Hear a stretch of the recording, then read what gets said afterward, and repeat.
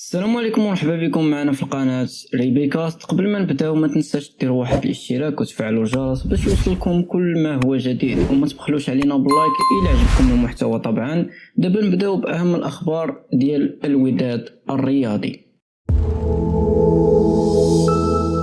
وليكم ابرز العناوين. الاهلي كيعطي الموافقه لاعاره رضا سليم للوداد بشرطين واضحين، والاهلي قريب يفرط في النجم بيرسي تاو مع بداية الانتقالات الشتوية ويرسلوا للوداد. عبد الله حيمود غادي يحترف في الدوري الإيطالي في خطوة جديدة ومهمة، ومنافسة قوية بين الوداد والترجي التونسي باش يجيبوا المهاجم البرازيلي فابيو غوميز.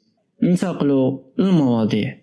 رضا سليم نجم الأهلي المصري اللي قريب يمشي للوداد المغربي في الميركاتو الشتوي، الأهلي وافق عليه الإعارة ولكن بشرطين. الإعارة تكون حتى نهاية الموسم، والوداد خاصو يتفاوض مع اللاعب على الراتب ديالو. شنو رأيكم؟ واش رضا غادي يلقى النجاح مع الوداد وخصوصا في المشاركة في الموندياليتو أو كأس العالم للأندية؟ بيرسي تاو النجم الجنوب الافريقي ديال الاهلي راه كاين احتمالات كبيره باش يغادر الفريق في الميركاتو الجاي وينتقل للوداد الرياضي. في هذا الاطار شنو رايكم في قرار الاهلي؟ واش غادي يكون صالح الفريق ولا خساره كبيره للنادي الاهلي وربح للوداد الرياضي؟ اما عبد الله حيمود لاعب وسط الوداد راه غادي لايطاليا، وقع عقد مع نادي كومو الايطالي لمده 3 سنوات ونصف، ولكن في البدايه غادي يمشي اعاره لورين الفرنسي باش ياخذ دقائق لعب اكثر. واش غادي يقدر يبرز في الملاعب الاوروبيه كنجم صاعد؟